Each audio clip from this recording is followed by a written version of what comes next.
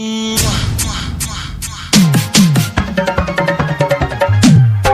By पीड़ा recording studio Laxmipur.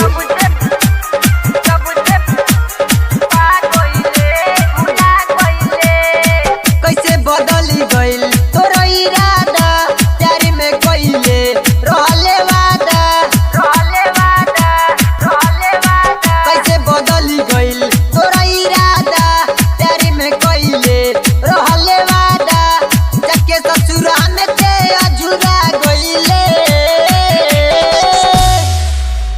जब से भतार के पा गइले अपना यार के भुला गइले। जब से भतार के पा गइले नैहर के यार के भुला गइले।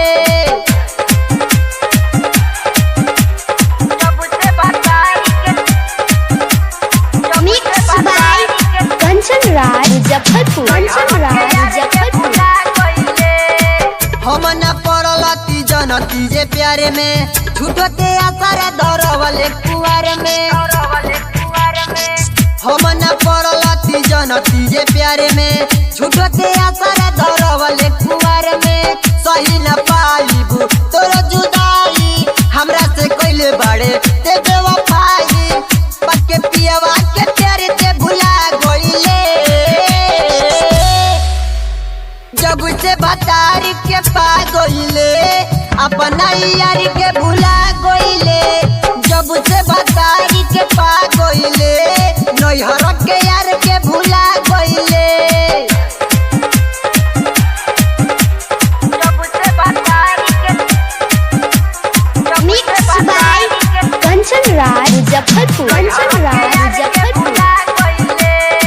झूठो पिया वाले मोहब्बत के पानी, तोरा के आज हम गइनी रे जानी।